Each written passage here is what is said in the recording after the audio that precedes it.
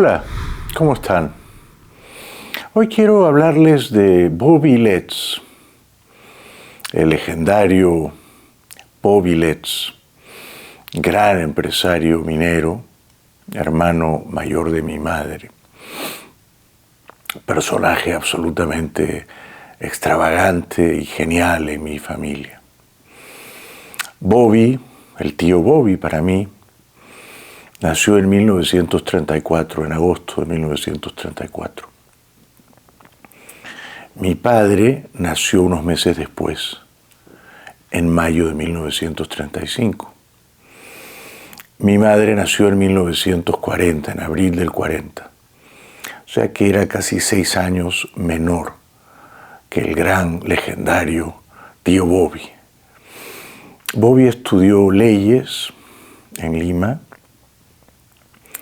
Fue muy amigo del presidente Prado, pero lo que más le gustaba, claramente, y no tenía culpas ni remordimientos, era el dinero. Cuando era muy joven, ya graduado como abogado de la Universidad Católica, Bobby heredó de la familia, de su familia, una mina que se llamaba entonces Vulcan, Vulcan Mines Company. Una mina que administraba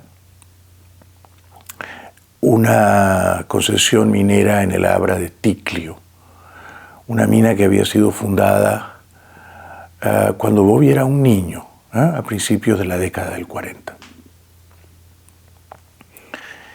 Entonces Bobby, desde muy joven, tenía mucha plata. Se daba la gran vida. No se casó, no tenía novias, no tenía hijos. Vivía entre Lima y Londres. Tenía propiedades en Londres. Viajaba con frecuencia a su mina, en el Abra de Ticlio. El Abra es una abertura, una grieta entre dos montañas. O sea que vigilaba celosamente la buena marcha de su compañía minera. Entre tanto, mi padre, que era bastante machista, que era bastante homofóbico, no veía a su cuñado Bobby con simpatía.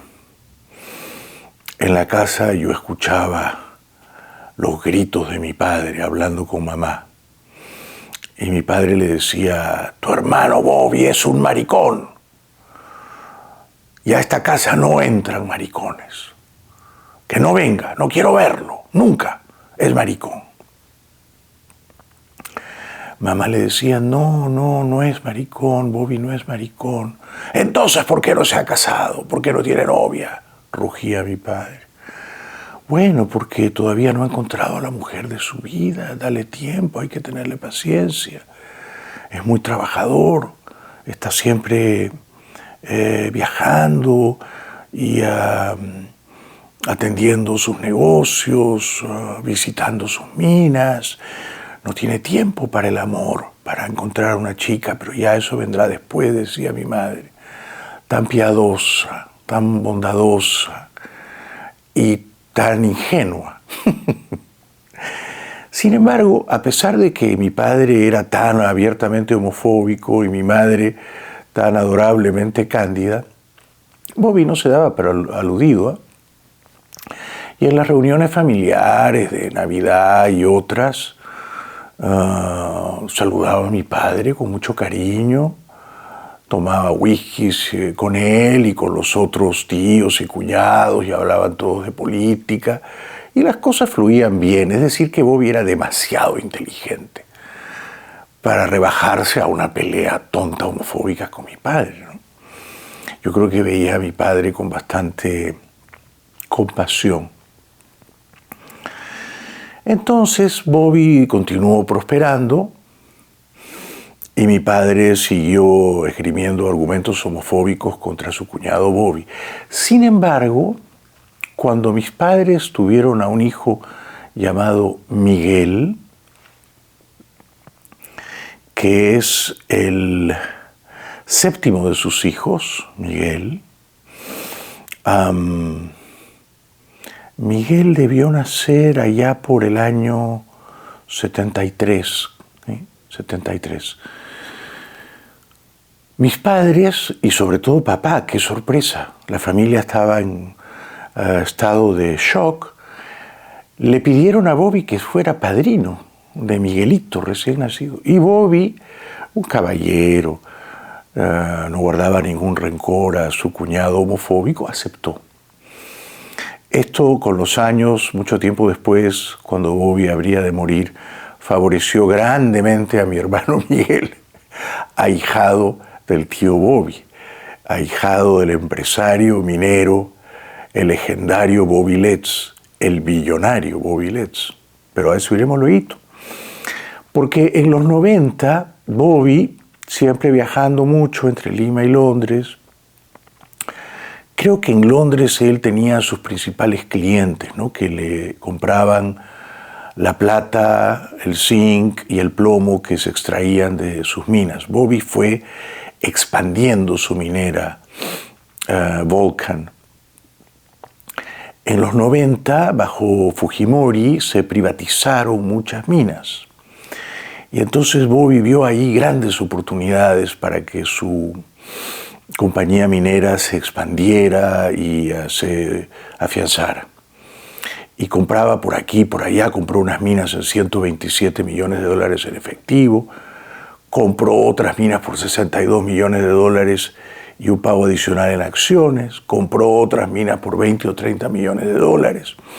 O sea que en los últimos años de la década del 90, y aprovechándose de la ola privatizadora, Bobby amplió considerablemente el tamaño de su compañía minera y por tanto la producción de los minerales que esa compañía extraía y que vendía, por supuesto, principalmente a clientes en todo el mundo, pero, y esto también habría de favorecer muchísimo el gran Bobby Letts, a la China, porque la China había empezado a prosperar.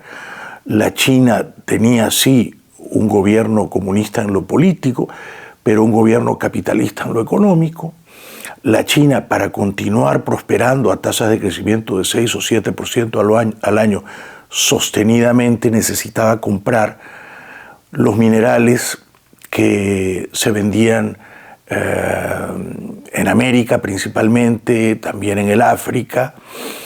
Y entonces la China era el gran comprador de la plata de Bobby, del plomo de Bobby, del zinc de Bobby. Los precios de los minerales se dispararon por la pujanza, por la demanda china. Por lo tanto, los ingresos de Bobby, de su compañía minera, una compañía minera muy importante en el Perú, una de las más importantes del mundo, una compañía minera que tenía más de 2.500 empleados y que tenía ingresos anuales por 500, 600, 700 millones de dólares, ¿no es cierto? O sea que Bobby era un campeón, era uno de los empresarios más ricos del Perú. Yo recuerdo siendo niño o adolescente, en una revista, en Caretas, salió un reportaje, los 10 hombres más ricos del Perú, y ahí estaba la foto del tío Bobby. Pero Bobby era absolutamente misterioso, enigmático, discreto, ¿no? Tal vez porque era gay, yo creo que era gay, nunca se lo preguntó, nunca me lo dijo ni me lo confirmó, pero él rehuía, y tal vez porque era un señor, era muy elegante, ¿no? E inteligentísimo, rehuía cualquier forma de exposición pública, ¿no? Nunca salía en la foto, ni asistía a los eventos sociales, ni daba entrevistas, ni se jactaba de su riqueza, nada. Era señorial, elegante y austero. Eso sí, se permitía la extravagancia de manejar un Jaguar blanco en Lima, ya creo que esto lo he contado. Entonces llegaba Bobby de visita a nuestra casa en el campo en su Jaguar blanco con un sombrero, tranquilo, risueño, señorial, siempre un tanto socarrón, un tanto irónico. Saludaba a mi padre, no se daba por aludido si mi padre le ponía mala cara, saludaba a su hermana, a mi madre, a su ahijado Miguelito, y venía con unos regalos desde Londres. Recuerdo que una vez trajo un tren en miniatura que era enorme, no cabía en la sala más grande de nuestra casa. Y Miguel, por supuesto, se sentía particularmente privilegiado de tener a Bobby como padrino.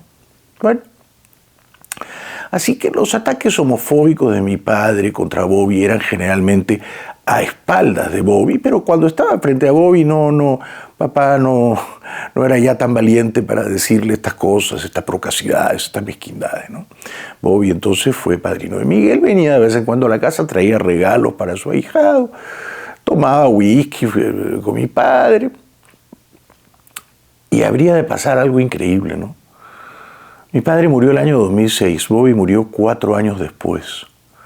Ambos murieron muy jóvenes. Mi padre murió con 71 años. Bobby murió con 75 años, demasiado jóvenes para morir. Bueno, pero en sus últimos años, por un lado, Bobby era ya riquísimo. Su compañía minera Volcan valía 1.500 millones de dólares y él era el dueño mayoritario. Y mi padre no tenía trabajo. Lo habían despedido del Jockey Club como gerente, lo habían enjuiciado por malos manejos, no tenía un empleo, nadie quería contratarlo.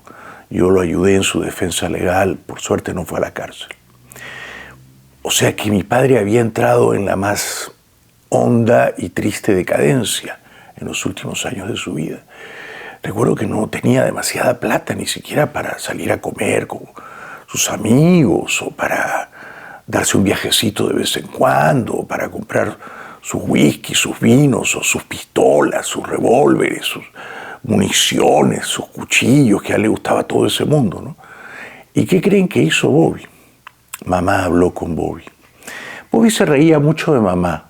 Se reía de la religiosidad de mamá, la llamaba la beata, la beatita, pero la adoraba. ¿Por qué la adoraba? Porque mi madre nunca le pedía dinero, jamás. Y Bobby estaba harto de que le pidieran dinero, harto. Todo el mundo, incluyendo la familia, sus hermanos, sus hermanas, sus sobrinos, todo el mundo le pedía dinero. Entonces estaba un poco harto, ¿no? Mamá nunca le pidió dinero, mamá solo le cuidaba el alma. Entonces Bobby adoraba a mi madre. Y esto habría de pesar profundamente cuando Bobby escribió su testamento, porque favoreció a mi madre. Pero Bobby, después de hablar con mamá, comprende que mi padre, su cuñado homofóbico, su cuñado machista, su cuñado cojo, su cuñado pistolero, mi padre, que le había hecho 10 hijos a mi madre, que le había hecho 12 embarazos, porque 2 se perdieron en el camino, no tenía dinero, no tenía trabajo, se sentía humillado, se sentía un inútil. Y Bobby lo llamó, le dijo, ven a mi oficina. Papá fue y Bobby le dijo, mira, sé que no tienes trabajo y aquí hay una posición perfecta para ti, así que mira, pasemos. Le mostró una oficina, una gran oficina. Esta va a ser tu oficina, este va a ser tu cargo, vas a ser gerente de sabe Dios qué. Una gerencia que Bobby se inventó, una gerencia que era completamente innecesaria, y te voy a pagar tanto, un excelente sueldo en dólares. Y además te voy a pagar el seguro médico tuyo y de mi hermana Doris. Mi padre no cabía de felicidad en su cuerpo. Mi padre estaba absolutamente extasiado y orgulloso. Era gerente de la compañía minera Volcan, de su familia, de la familia de su esposa. Y ahora ganaría un buen sueldo, le pagan el seguro médico, y Bobby tenía estos gestos con él, siempre le regalaba una caja de vinos. Bobby era un sibarita, ¿no? Sabía mucho de la buena vida en general, de los viajes, de los hoteles, restaurantes, de los aviones privados, de todo.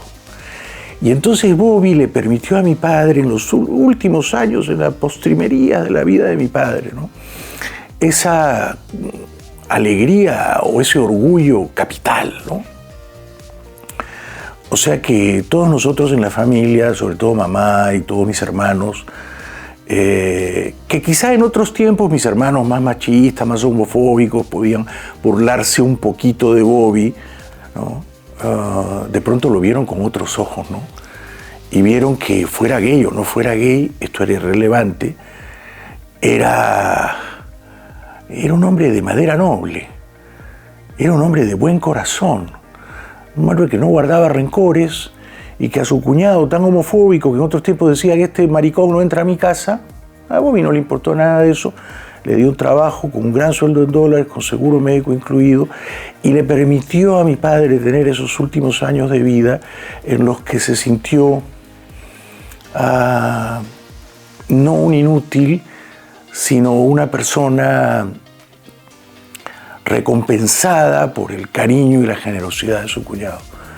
Grande el tío Bobby Letts, grande. Mi recuerdo emocionado de él y mi deseo de que mi padre y Bobby estén en un lugar mejor, tomándose un whiskycito y recordando que al final de tantos desencuentros, malentendidos y asperezas por el tema gay, al final de sus vidas se encontraron felizmente gracias a la sabiduría, a la nobleza y a la generosidad del gran, del legendario, del insuperable Bobby Letts, el tío Bobby. Seguimos mañana.